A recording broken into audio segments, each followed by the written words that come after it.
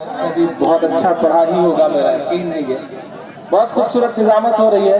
हजरत आप तो पीछे जाके बैठ गए, आगे आइए, कहाँ पीछे चले जा रहे हैं। मैं 4 मिसरे पढ़ता हूँ और आपसे दुआएं मांगता हूँ। मेरा ख्याल है कि 24 महीने बाद हाजिरी हुई है फिर से, और मेरी आंखों के सामने वही मेहमान फिर से मौजूद हैं। आदरणीय नीलम जी हैं, सत्यानंद साहब से मेरा ख्याल है शायद पहली मुलाकात होगी, मुमताज साहब हैं। इन सब की मौजूदगी में 4 मिसरे पढ़ता हूँ और आपसे दुआएं मांगता हूँ। साहब, दायरे में सिमट के आया है, पूरे 30 दिन का रोजा रखा है मेरा ख्याल है आप सारे लोगों ने। तो मैं समझ रहा हूँ कि थोड़ी सी ताकत कम हो गई होगी, थोड़ी एनर्जी कम हुई होगी, लेकिन अब तो 2 दिन से खूब सारी सेवइयां भी खा ली हैं आपने, तो लगे मुझे कि जिंदा दिली फिर से लौट आई है। मैं पढ़ता हूँ यहाँ से वहां तक आप सबकी शिरकत हो कि दायरे में सिमट के आया है। अहमद भाई, आप ऐसे लेट जाएंगे तो कैसे काम चलेगा? देश को आपकी बड़ी जरूरत है, लेटिए मत बिल्कुल। आप ऐसे लेट जाएंगे तो फिर ऐसा लगेगा कि बाबा राम रहीम अपनी गुफा में लेटे हुए हनीप्रीत के चक्कर में। दायरे में सिमट के आया है, हर रवायत से हट के आया है। आंधियों को जरा खबर कर दो, अब सुन के बताना चतरा वालों, आंधियों को जरा खबर कर दो, शेर वापस पलट के आया है, शेर वापस पलट के आया है। बहुत शुक्रिया, बहुत मोहब्बतें। रात के 1:15 बज रहे हैं, आप में बड़ा जोश बाकी है। हाँ, थोड़ा सा किनारे ही हो जाए, कोई दीवार बीच में न रह जाए मेरे और चाहने वालों के बीच में। इधर जो दोस्त हैं उनसे भी गुजारिश कि थोड़ी सी आप सबकी भी शिरकत हो।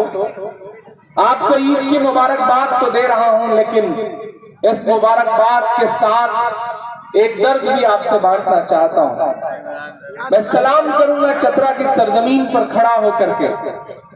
ईद से 2 दिन पहले हिंदुस्तानी फौज के उस जवान को जो ईद की छुट्टियां मनाने अपने घर जा रहा था, लेकिन आतंकवादियों ने उसे अगवा कर लिया, और अगवा करने के बाद जिस बेदर्दी से उस शख्स का कत्ल किया, उसके वीडियोस हम सबके सामने सोशल मीडिया पर तैर रहे हैं। मैं सलाम करूंगा उस जवान को जो ईद की छुट्टियां मनाने घर जा रहा था। मैं तो पूरे देश में घूम घूम के कह रहा हूं कि जिस नाम से तुम्हें इतनी चिढ़ थी कि उस नाम पर दिल्ली की एक सड़क का नाम बदल दिया तुमने, चूंकि उस नाम से तुम्हें चिढ़ थी, उसी औरंगजेब नाम के बहादुर सिपाही ने हिंदुस्तान पे अपनी जान दे करके ये साबित कर दिया कि नाम से चिढ़िए मत, नाम से बिल्कुल मत चिढ़िए। इस नाम के लोग हिंदुस्तान पे सिर्फ और सिर्फ जान कुर्बान करते हैं। मैं सलाम करूंगा कश्मीर के उस शहीद औरंगजेब को जिसने हिंदुस्तान की मिट्टी के लिए अपनी जान कुर्बान कर दी, और सलाम औरंगजेब के बाप को, वालिद को, जिन्होंने ये कहा कि मेरे 5 बेटे हैं, मुझे अपने बेटे के खोने का गम नहीं है, मैं अपने 5 के 5 बेटे इस मिट्टी के लिए कुर्बान कर दूंगा जिस दिन जरूरत पड़ेगी। सलाम ऐसे वालिद को। मैं 4 मिसरे पढ़ता हूँ। मैं झारखंड में खड़ा हूँ, मुझे पता है, मैं इसलिए जरूरी तौर पर ये 4 मिसरे पढ़ता हूँ। मैं औरंगजेब का वीडियो देख रहा था परसों, और मेरी आंखों में आंसू थे, और जवान का नूरानी चेहरा अब भी मेरी आंखों में है। माशाल्लाह, चेहरे पे दाढ़ी थी और वर्दी कितनी खूबसूरत लगती थी, लेकिन आतंकवादियों ने एक लम्हे में उसे हलाक कर दिया। मैं 4 मिसरे पढ़ता हूँ साहब। शायद मरते मरते औरंगजेब यही कहना चाहता था कि मेरी सांसों पर तुम्हारा अनगिनत एहसान है। पूरे मुल्क में जो नफरत की बातें करने वाले लोग हैं उन तक पहुंचाए जाए मेरे ये मिसरे। मैं पढ़ता हूं साहब कि मेरी सांसों पर तुम्हारा अनगिनत एहसान है, तेरी खुशहाली रहे कहता मेरा ईमान है, तेरी खुशहाली रहे कहता मेरा ईमान है।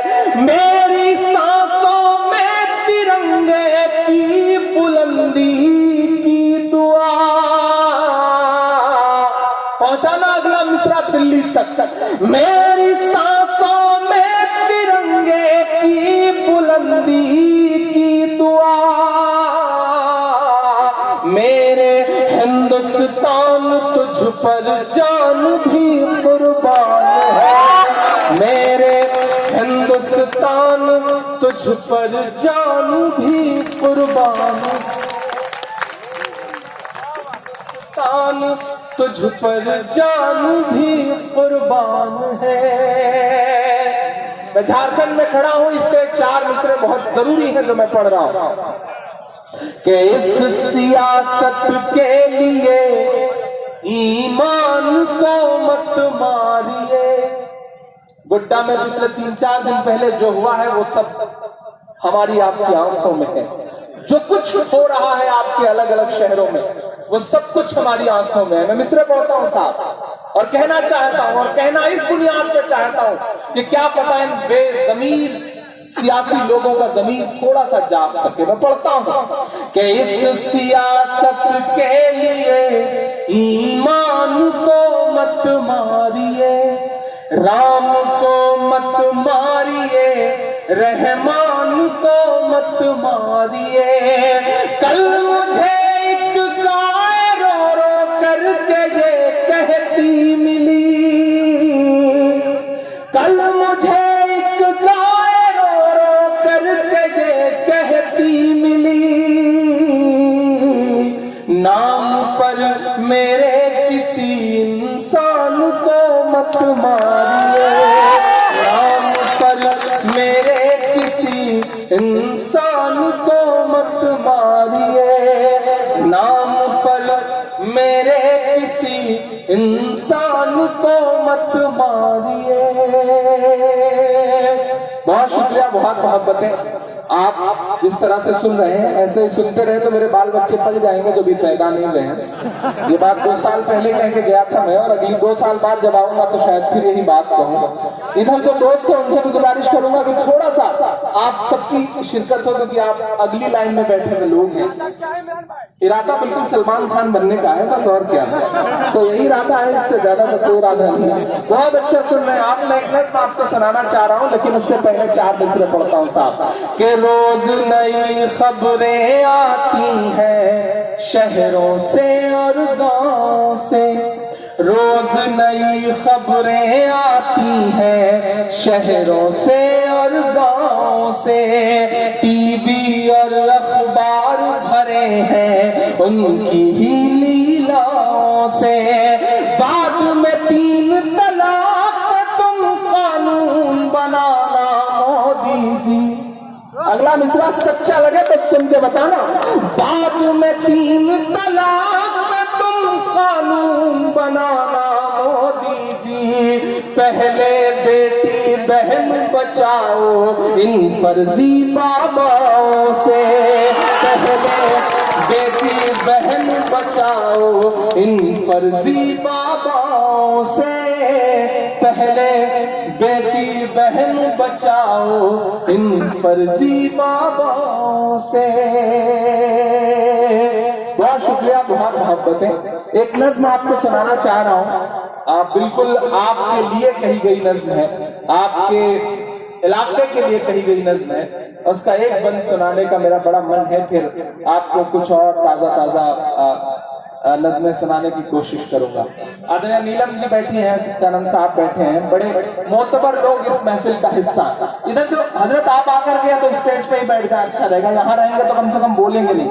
आप दोस्तों से गुजारिश है इधर आ जाए, जगह खाली है, आ जाए इधर, आप बैठ जाए। आप खड़े हैं तो लगातार आप बोल रहे हैं और ऐसा लगता है कि थोड़ी देर में एहसास होने लगता है कि मैं किसी मुशारे में नहीं बल्कि पार्लियामेंट में खड़ा हूँ, जहाँ शोर शराबा लगातार चल रहा है। बैठ जाए। अल्लाह ने आपको खड़े रहने के लिए पैर दिया है तो बैठने के लिए भी कुछ दिया है, उसे जमीन पे टिका दें, अच्छा रहेगा। बैठ जाए। बहुत शुक्रिया, बहुत मोहब्बतें। 4 मिसरे और पढ़ता हूँ, फिर इंशाल्लाह वहां तक पहुंचने की कोशिश करता हूँ साहब। कि सच की पहचान बनकर जियो तो सही, तुम निगहबान बनकर जियो तो सही, तुम निगहबान बन बनकर जियो तो सही। ये ज़माना अदब से झुकाएगा सर, तुम मुसलमान बनकर जियो तो सही। तुम मुसलमान बनकर जियो तो सही। यकीनन दुश्वारियां हैं, मुश्किलें हैं, लेकिन दुश्वारी और इस्लाम का रिश्ता तो 1400 साल पुराना है। मैं चतरा की बहुत मोतबर सरजमीन पे खड़ा हूँ। एक नज्म पढ़ना चाह रहा हूँ साहब, उसके बाद आसिफा पर बिल्कुल एक नई सी नज्म आपको सुनाऊंगा। लेकिन उससे पहले एक नज्म सुनाता हूँ। ईद के बाद 2 दिन बाद का यह खूबसूरत सा प्रोग्राम है। पूरे मुल्क में ईद मनाई जा रही है और मुझे खुशी हो रही है कि मैं इस महफिल में खड़ा हूँ और यहाँ बतौर मेहमान खुसूसी हमारे जो मिनिस्टर्स बैठे हुए हैं, हमारे जो सियासी लोग बैठे हैं, बिल्कुल ऐसा लग ही नहीं रहा है कि कौन हिंदू है कौन मुसलमान है। ये जो सियासी बातें हमें सुनाई पड़ती हैं टीवी के जरिए, अखबारों के जरिए, उसे बिल्कुल झुठला रहा है चतरा। मैं इलाहाबाद से आ रहा हूँ, वहाँ 2 नदियां हैं, गंगा और यमुना, दोनों का संगम होता है और हिंदू धर्म के हिसाब से बड़ा खूबसूरत तीर्थ माना जाता है इलाहाबाद को। लेकिन आज मैं चतरा में खड़ा होकर पूरी जिम्मेदारी से कहता हूँ कि वहां होता है नदियों का संगम, लेकिन अगर किसी को तहजीबों का संगम देखना हो, किसी को मजहबों का संगम देखना हो, तो इस वक्त वो चतरा आकर के देख सकता है। इससे खूबसूरत संगम पूरे हिंदुस्तान में आपको कहीं नहीं मिलेगा। मैं नज्म पढ़ता हूँ साहब, आजकल हमारे मुल्क में एक नया सिलसिला शुरू हुआ है सत्यानंद जी, कि जिसकी दुकान बंद होने लगती है वो टीवी चैनलों पे कोई एक फुटकर सा बयान दे देता है और अगले दिन से वो टीवी चैनलों पे सुर्खियों में होता है। पिछले दिनों मुंबई में रात के 3:30 बजे एक भाई साहब ने थोड़ी सी ज्यादा पी ली और उसके बाद उनके अंदर से आवाज निकली और उन्होंने तुरंत ट्वीट कर मारा कि नींद में खलल पड़ता है, कान में जब आजान की आवाज पड़ती है तो नींद में खलल पड़ता है। मैं नाम नहीं लूंगा, नहीं आप जान जाएंगे कि मैं सोनू निगम साहब की बात कर रहा हूं। पूरे देश में बहस छिड़ गई। मैं एक नज्म पढ़ता हूं साहब, उन्हें उनकी आवाज में नींद से खलल पड़ता है। लेकिन कभी कभी मुझे हैरत होती है कि ऐसे लोग जिनकी आवाज, जिनके नींद, जिनके कान में अजान की आवाज खलल डालती है, उनके कान में ये जो चारों तरफ मासूम मारे जा रहे हैं, इनकी चीखें खलल क्यों नहीं डालती हैं? तब वो चुप क्यों रह जाते हैं? मैं एक नज्म पढ़ता हूँ साहब, मैं इलाहाबाद से हूँ। मेरा घर जहाँ है, मेरे घर से 500 मीटर की दूरी पर बहुत सारे मंदिर हैं। मैं रात के 3 बजे 4 बजे मुशारों से लौटता हूँ। वही लम्हा होता है जब मुझे सोना रहता है, लेकिन वही आधे घंटे बाद जब मंदिर से भजन या फिर आरती की आवाज आती है तो आप यकीन जाने कभी भी मेरी नींद नहीं टूटती, क्योंकि ये हिंदुस्तान ऐसा मुल्क है जहां मस्जिदों से निकलने वाली अजान से, मंदिरों से निकलने वाली आरती से, गुरुद्वारे से निकलने वाली संगत की आवाज से या गिरजाघर से निकलने वाली प्रेयर की आवाज से किसी इंसान की नींद नहीं टूटती। ये नए लोग निकल आए हैं, ये नई तरह से हिंदुस्तान की सियासत को चलाना चाहते हैं। उनके लिए मैं एक नज्म पढ़ता हूँ साहब, कि कभी ना होगी बंद अजान, कभी ना होगी बंद अजान।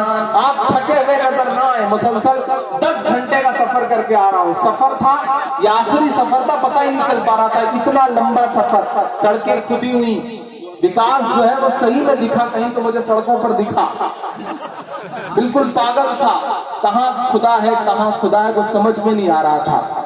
लेकिन फिर भी आपके बीच हाजिर हूँ। मैं पढ़ता हूँ साहब कि कभी ना होगी बंद अजान, कभी ना होगी बंद अजान। आप पर इल्जाम किया, आप सिर्फ मजहबी शेरों पर दाद देते हैं। अगले मिसरे पे चतरा वालों अपने ऊपर लगे इस इल्जाम को झुठलाना। इमरान एक मिसरा पढ़ रहा है कि कभी ना होगी बंद अजान, कभी ना होगी बंद अजान। आरती और अजान से मिलकर, आरती और अजान से मिलकर बने हैं हिंदुस्तान। होगी बहुत अजान, कभी ना होगी बंद अजान। भाई आप तो पीछे से सुन रहे हैं, ये कोई नया तरीका ही याद कैसे घूम के बैठ जाइए। कभी ना होगी बंद अजान, कभी ना होगी बंद अजान, के लम्हे भर की अजान लगे हैं तुझको गुंडागर्दी। यही कहा था उन्होंने। लेकिन सोनू निगम साहब, बेटा सोनू, तो एक बात भूल गया मेरे भाई, जिस मोहम्मद रफी के गाने गा गा करके आप सोनू बने, काश उनके दिल की वो हसरत आप जान पाते, जो उनकी आखिरी ख्वाहिश थी कि काश मैं खाने काबा में अजान दे पाता, काश अपने उस्ताद की ये ख्वाहिश जान पाते तुम। मैं मिसरा पढ़ता हूँ साहब कि लम्हे भर की अजान लगे है तुझको गुंडागर्दी, लम्हे भर की अजान लगे है तुझको गुंडागर्दी, हमने तेरे गाने घंटों झेले हैं बेदर्दी, हमने तेरे गाने घंटों झेले हैं बेदर्दी। गायक बाबू, गायक बाबू बेहद नालायक है तेरा बयान, कभी ना होगी बंद अजान, कभी ना होगी बंद अजान, होगी बंद अजान, कभी ना होगी बंद अजान। अब तक जो कुछ पढ़ा हुआ एक किनारे रख दीजिए, तो मिसरे को पढ़ने जा रहा हूं जो मेरी सांसें कह रही हैं, मेरी रगों में दौड़ता हुआ लहू बोल रहा है, मेरा ईमान बोल रहा है। यहां से वहां तक एक हाथ को कसम है अगले 2 मिसरों पर कि जिस दिन इस दुनिया में अज़ान की सदा नहीं आएगी। सुन के बताना चत्र वालों, यहां से वहां तक एक एक हाथ उठे हवा में कि जिस दिन इस दुनिया में अज़ान की सदा नहीं आएगी। इमरान का ईमान बोलता है कि जिस दिन इस दुनिया में अज़ान की सदा नहीं आएगी, रात ही रह जाएगी उस दिन सुबह नहीं आएगी। जिस दिन इस दुनिया में अज़ान की सदा नहीं आएगी, रात ही रह जाएगी उस दिन सुबह नहीं आएगी। कि अल्लाह तुझे हिदायत दे दे। सोनू ने एक वाहियात बात कही, लेकिन आपके पड़ोसी सूबे बंगाल में कोई फुटकर से मौलाना साहब थे, उनको भी टीवी चैनल पर दिखना था, उन्होंने तुरंत बयान दे डाला, कोई अगर सोनू का सर मुड़ा करके गधे पे घुमाए तो मैं 10 लाख दूंगा। अच्छा, सोनू भी बेचारा गरीबी में है, बंदे ने तुरंत जाकर के बाल कटवा भी लिए सारे, और ये कहा कि लाओ 10 लाख। अब मौलाना साहब मुकर के बोले नहीं, मैंने ये थोड़ी कहा था, मैंने कहा था गधे पे बैठा के मुड़वाया जाए। मैं अगर सोनू निगम के बयान की मजम्मत करता हूं तो ऐसे मौलाना साहब के बयान की भी मजम्मत करता हूं, क्योंकि इस्लाम इसकी इजाजत नहीं देता। अल्लाह के रसूल मस्जिद नबवी में बैठे हैं सहाबियों के साथ, साथियों के साथ, एक शख्स पहुंचता है और आपके सामने मस्जिद में पेशाब करने लगता है। सहाबी दौड़ते हैं मारने के लिए, अल्लाह के रसूल मना करते हैं, कहते हैं पानी लाओ। फिर उस शख्स को अपने पास बुलाते हैं, सहाबियों से कहते हैं साफ करो इसे, और उसे बुला के कहते हैं कि मस्जिद अल्लाह की इबादत का घर है, पेशाब करने की जगह नहीं है। वो आपके कदमों में गिर पड़ता है और कहता है मुझे कलमा पढ़ा दीजिए, मैं तो आपका अखलाक देखने आया था। ये है इस्लाम, ये है इस्लाम। दुनिया के सामने इस्लाम का जो गलत चेहरा बनाया जा रहा है टीवी चैनलों के माध्यम से, उन्हें बताओ कि इस्लाम कभी नाहक खून बहाने की इजाजत नहीं देता। जो मजहब वजू करते हुए नाहक पानी बहाने की इजाजत न दे, वो भला नाहक खून बहाने की इजाजत कैसे दे सकता है?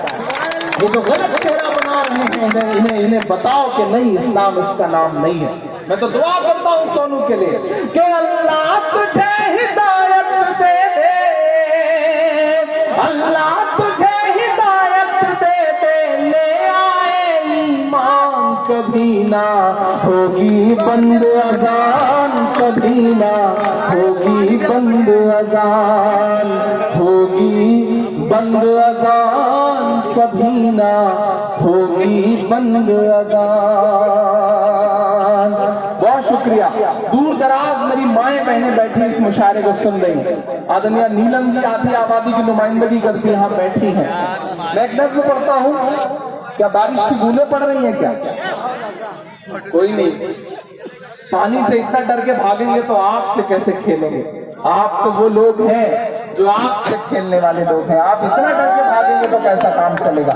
आज मुझे भी देखना है कि बड़ी बड़ी बातें करने वाले लोग पानी की बूंदों से डर के भागेंगे, ऐसे कैसे काम चलेगा? एक बार ताली बजा करके मुझे हुक्म दीजिए, मैं एक नज़्म सुनाता हूं। सच बात की पैरोकारी है, 100 झूठ पे एक सच भारी है। हर दौर में सच के साथ रहे शायर की जिम्मेदारी है, शायर की जिम्मेदारी है।